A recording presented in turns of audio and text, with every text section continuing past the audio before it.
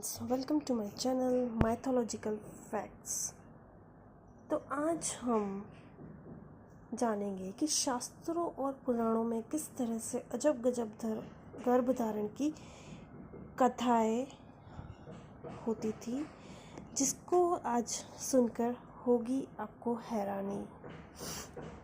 आज दोस्तों test tube, IVF और सरोगेसी तकनीक से निसंतान दंपतियों को संतान का सुख मिल रहा है, लेकिन शास्त्रों और पुराणों में जो कथाएं मिलती है उनके अनुसार ऐसा लगता है कि उन दिनों की तकनीक आज से कहीं आगे रही होगी। पुराणों में गर्भधारण की ऐसी कथाएं मिलती है जिसे सुनकर आज के ज़माने में यकीन करना भी मुश्किल होगा। रामायण में एक कथा है कि हनुमान जी समुद्र में पूंछ लगी आग बुझाने गए तो उनके शरीर से जो पसीना गिरा उससे एक मछली पी गई।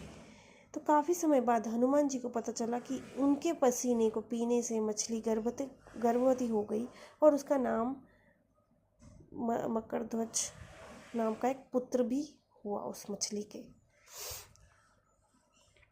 लेकिन इस तरह की पहली घटना का जिक्र देवी भागवत में मिलता है। इसमें मधु और केटभ नाम के दो असुरों का जिक्र भी किया गया है। सृष्टि के शुरुआती समय में ही ब्रह्मा जी के कान से मेल गिरा और उससे दो असुर उत्पन्न हो गए। यह असुर ब्रह्मा जी को मारना चाहते थे, लेकिन विष्णु भगवान ने इन असुरों को मार दिया। ऐसी ही एक कथा सुनने को मिलती है कि ऋग्वेद में देवताओं के चिकित्सक अश्विनी कुमार के भी जन्म की कहानी दी गई है, जो अद्भुत है। भगवान सूर्य की पत्नी संज्ञा सूर्यदेव का ताप सहन नहीं कर पा रही थी, तो इसलिए अपनी छाया को सूर्यलोक में छोड़कर पृथ्वी पर अश्विनी बनकर रहने लगी। जब सूर्यदेव को इस रहस्य का पता चला तो उन्होंने संज्ञा की खोज की और उन्होंने अश्विनी रूप में उन्हें संज्ञा नजर आई और सूर्य संज्ञा के मिलन से पुत्र उत्पन्न हुए, जिनका नाम अश्विनी कुमार रखा गया। ऐसी ये कथा महाभारत में कौरवों के जन्म की भी एक अनोखी है। मटकी में रखे मांस के एक पिंड के 101 टुकड़े हुए और जिनसे कौरव और उनकी बहन का जन्म हुआ।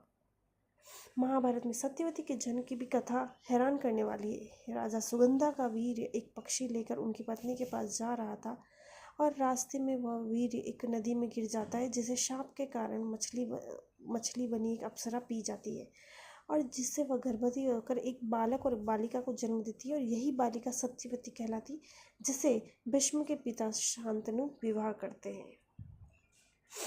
इसी तरह रामायण में भी भगवान राम के जन्म की भी कथा अद्भुत है, जिसमें जिक्र आया है कि दशरथ जी ने एक यज्ञ आयोजन किया। इस यज्ञ के अंत में देवता प्रकट हुए और दशरथ जी के हाथों में खीर दी और इस खीर को खाने से दशरथ जी की तीनों पत्नियां गर्भवती हुई और उनसे राम, लक्ष्मण और शत्रुघ्न का जन्म हुआ।